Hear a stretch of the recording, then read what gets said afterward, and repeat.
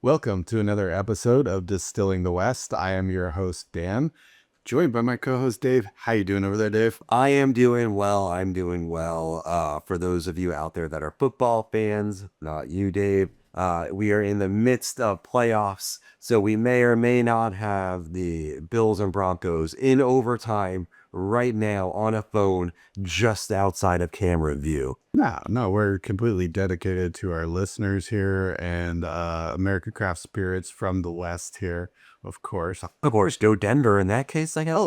Hey, we're in the West. We're in the West, Dave. The Denver Broncos. Yes, sir. Yes, sir. Down with the Bills. And I know you're not a fan, Dave, but I am a Niners fan through and through, and they are in the playoffs today, rematching another division rival, the Seahawks. So I have to say, after our last showing against the Seahawks, I'm not super optimistic at our chances here. I'm just hoping that oblique injury. I hate to be a champion of injuries, but I'm hoping the oblique injury to the Seahawks quarterback maybe might hinder their step a little bit. We might have a little bit better of a chance today, but we have certainly been plagued by injuries for sure.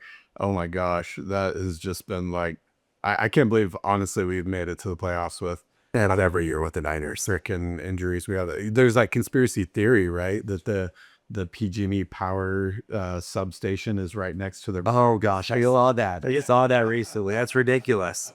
Yeah, I don't know how much to play into that, but anyways, so we got a lot of great football happening out of the West, and of course, a lot of great spirits coming out of the West. And today we are doing a tasting talk on San Diego Distillery and their stave finish series with French oak staves. And so this is, well, you'll see on the label that the, spirit says Indiana. Ryan definitely disclosed that, they had MGP barrels coming out of Indiana that they put these staves in. They're doing quite a different, or I should say quite a few different stave finishes that they're having a lot of fun with and playing around with. And we've done a couple tasting talks on those. I thought we'd get into the French oak today. And actually, I'm going to do my usual and interrupt you because that's what I'm good at. All good. Before we get into actually tasting an exciting San Diego Distillery pick or barrel select here, we have another listener question that I would love to discuss with you. So, Dan, you have it on your phone over there. You want to pull out what that question was? I do. I have another listener question from Luke. And he was wondering, what is the best ice cube to pour spirits over? Any thoughts on stone or metal cube alternatives? And it's funny, we were talking about this, and I said, please throw out your rock or your, I haven't seen metal cubes, but yeah, to me, I'm just like, I want an actual nice, hefty king cube out there. I don't know, but you had a different. Yeah, I disagree 137%. So I've got whiskey stones and some metal ball, I don't know, whatever, whiskey, metal ball, wow, whatever they are. And I have those in my freezer at all times in the summer because to me, there are some whiskeys that I want to have in the summer and I want them chilled and I want them cooled down, but I don't want to water them down. So I will use the whiskey stones for that, for anything I don't want to water down. And I want to just enjoy a little cooler drink during the summer. But there are 100% some barrel-proof whiskeys that I will pour over ice and let them cool down and kind of mellow out a little bit with the extra water. And so to me, there's a time and place for either one. That's my opinion, one humble man's opinion. Obviously, you disagree, but that's just my thoughts on it. I love my whiskey stones.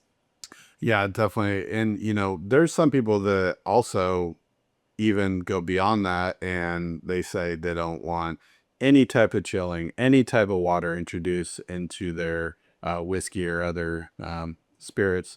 I really like a nice hefty king cube. Yep. Especially during the summer. Kind of takes the edge off, but some people kind of think it might dilute it to the point of maybe cheapening it from that perspective. But honestly, I think there's a lot, like you said, the barrel aged spirits, things that are higher improved. Um, it's kind of fun to see as that water gets introduced from the cube, and obviously that larger king cube, um, less surface area, so it doesn't melt as quick. It has like crushed ice. I wouldn't really recommend crushed ice unless you're, in a pinch, or Yeah. maybe you're making a mixed drink.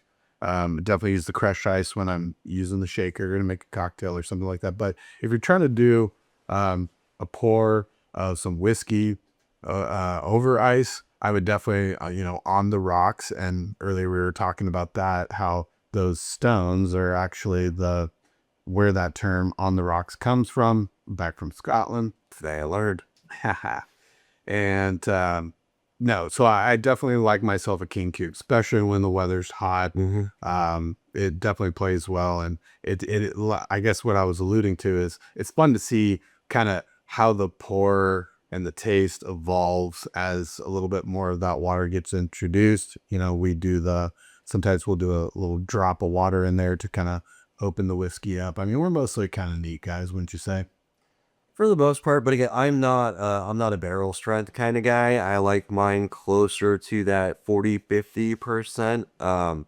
Yeah, Yeah. 40, yeah, I was gonna say proof, but 40 proof would be pretty light for a whiskey. So yeah, 40-50%. So again, I love that King Cube with that barrel strength spirit in the summer. I think as it melts, you're 100% right. You kind of get an evolution of that whiskey as it proofs itself down with that cube. And because the King Cube does melt significantly slower, you can really appreciate it at its different proof points. But I also like, and I purchase a lot of lower proof whiskeys where I don't want to water it down any further. I know, I don't want, I'm trying to think of a really watery beer, like some sort of super light beer. I don't want that in my whiskey. So I think there's a time and a place for everything. And I think the time right now is for some San Diego Distillery Stave. What was it? The Stave series? Yes, Stave series, right? Series. Yes. So I've been looking forward to this for months. Yeah. So let's give this a nose. Let's give it a taste. I haven't looked over. Have you been nosing this one? I have nosed and actually snuck a sip because it was calling my name. But yeah, let's get into those here, Dick. Yeah, I am way behind. So you nose it, you describe it. What are you getting? Great would be the first word I would use when I nose this. There's a lot of complexity going on here. I think I'm getting kind of some of the spice from the base spirit, but also the French oak too, because I know French oak adds a lot of, it can add some spice. It can add a little bit of chocolatiness to it, kind of that mocha taste. So I know a lot of places have been playing with the French oak lately, and I kind of been waffling back and forth. I tried some that I don't like, some that I do like. I have to wonder if you're using a base spirit. I think that's going to play a lot more to, do you want to introduce French oak to it or not, and have it be an enhancement. And I think you'd probably have to be fairly careful that you're not going spice on spice. Right. Um, And a lot of people are mixing the staves as they're aging with the French oak, right? Like a lot of times doing alternating staves or something like that to get the mild hint of that French oak and not just the full punch you in the face. yeah, yeah, definitely. Yeah, man, on the nose, there's some really great flavors here. I'm trying to put my, words to it. There's some sweetness, there's some spice. I'm getting kind of like a brown sugar that is going into that chocolatiness, almost like a chocolate chip cookie or something going on. Yeah, I skipped right ahead to the palate, and to me, there's just I don't know, as a rye guy, there's a little extra spice I feel to this than some of the other barrel stave offerings. Yeah, and I have to wonder if it is MGP liquid. I mean, like you were mentioning off camera before, that they do have a lot of different mash bills. I know that a lot of the times their mash bills will trend more in that rye direction. So maybe we are getting a little bit of spice from that. It is hard to 100% tell what's what on the actual mash bill, but Yeah. What do you think of the palate? okay, let me go in here. All right. And so, I mean, I know as soon as we poured this up, our producer Dave smiled. So I think that's a good first sign there for the nose. For the palate, for me, again, I get more of that spiciness too, and that's 100% on my alley. I think they did a fantastic job with this one. And I believe that the pack we got of the stave series was 5 different staves. This is the French oak stave. And again, I think it's a very good representation of what these staves can do to that base spirit. Yeah, I'm really liking I'm guessing this is the interplay of that rye and French oak. And, earlier I was kind of mentioning maybe it wouldn't be a great mix, but this is really working for me with um, maybe it is the spice kind of enhancing it rather than competing with it. And somehow there's a really good sweetness going on too. Earlier I mentioned that chocolate chip cookie with the spice. What kind of a spice is it for you? Is it kind of I'm a peppery, but I'm getting that oak in there. Yeah. And I like that oak. It's a nice body. It's a nice backbone to it. It lets you know it's there. This is really fantastic, and I'm excited to move into the finish because this took a twist at the end on the finish here too. Yeah, see, for me, that spice carries through. I almost want to say it's more of a kind of a white pepper. I don't know if I'd say cinnamon, but it carries through to the finish. I mean, it's been, I don't know, 30 seconds to a minute since I tasted this last, and it does linger kind of on that tongue. I know you like to say the finish dances on your tongue, and Yeah. that's kind of what I get with this one. Is it's still there. That little bit of spice. I do get that chocolate chip cookie, that kind of dark dark bitterness kind of note from, I don't know, like a dark chocolate kind of resting on the back of the palate here. Yeah, this is really great. And when we're moving into the finish here, I was surprised. There was kind of like a coconut note that moved in at the end. Maybe some of those lactones from the barrel. You're a crazy man. Haha. um, yeah, and it's interesting because on each, I don't get it every taste. Okay. When we first tasted it, I got it. A couple of tastes in there, I didn't get it, and then every once in a while, it kind of just pop up. So this is great on the complexity note, yeah, for sure, because it's like you get this really great interplay between the sweet and the spice, and the oak comes in. There's some barrel candy aspect to it. Um, I think they did a really good job on this. I'm wondering how long they left these staves in there. Yeah, I think if you're looking for an experimental or something a little off the beaten path, San Diego Distillery, like that's where they live. And Trenton team, yeah, again, that's where they live. They're doing such a good job. And I think it's so cool that they did this experimental, this barrel stave series, so you can really taste that same base. I hate saying juice, that same base liquor in all sorts of different stave finishes. I would say this is absolutely excellent, super complex. I get that dark chocolate, I get that spice. Yeah, this hits everything for me. Yeah, yeah. As I'm sitting here, just more tasting notes are coming up. I definitely want to encourage people to seek this out, see if you can get it from San Diego Distillery, because this is probably one of the best that I think we have tasted from them. I'm really enjoying this. It's hitting a lot of the notes I'm looking for in a bourbon, and just again that complexity, the interplay between the sweet and the spiciness. So I'm enjoying the hell out of this. I mean, we talked about this a lot. I'm pretty sure we're both on the same page here. Let's go through our standard rating system. Nose, are you giving this a yay, a meh, or a yay? I'm going yay on the nose.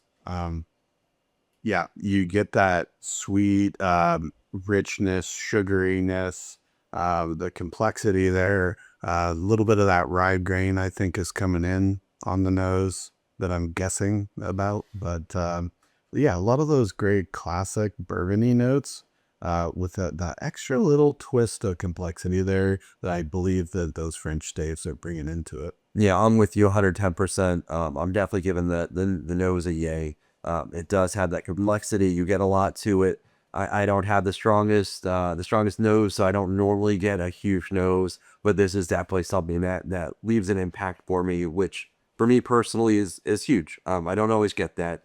As we move into the palate, again, I'm gonna give this one a yay. I love that spice to it, and to me, again, I get that dark chocolate. I know you mentioned chocolate chip cookie. I get more of a dark chocolate with that spice. So, yay for me. How about you, Dan? Yeah, this is definitely yay on the palate as well. Um, I really get complexity again, and kind of throughout the pour, that interplay between those classic sugary bourbon notes with the spiciness and kind of tending towards that. Uh, I kind of hesitate to almost say chocolate, but it's kind of more of the cookie portion of that chocolate chip cookie with just the slightest little hint of chocolate. It's not like a full-on mocha or anything like that that maybe sometimes you would get. But so this is definitely yay on the palate for me for sure. Yeah, the finish for me, I just love how it kind of stays with you. I'm the opposite of Dan on this one. I'm getting that more of the chocolate and the cocoa than the cookie, and I just love how that kind of just lingers for a little while after sipping on it. 100% yay for me. How about you, Dan? Yeah, 100% yay on the finish. I really appreciate this finish, how it really develops and lingers, like you said. Um, yeah, some more of those. The finish starts with those sweet, you get that pepperiness. And then right at the end there, I am getting some coconut, that lactone influence right at like the finish of the finish. That is fantastic. This one has that complexity that I'm looking for. So this across the board to me is 100% the end. Same. Yay across the board. I need a little more for our celebratory cheers here. And our producer, Dave, is grabbing his empty glass, just waiting for a refill. So I'm going to hand this over to him as well. Yay across the board. It looks like from all three of us. So again, San Diego Distillery is doing absolutely great work down there. I was looking at their Instagram. Actually, this is our third podcast, I think, of the afternoon. And I was looking at it early on, and they posted a menu of I'm assuming a taco food truck maybe that was there, and they were showing pictures of fish tacos. And I lived in San Diego for a bunch of years, and I really wish they existed in their current capacity while I was there, because it looked amazing.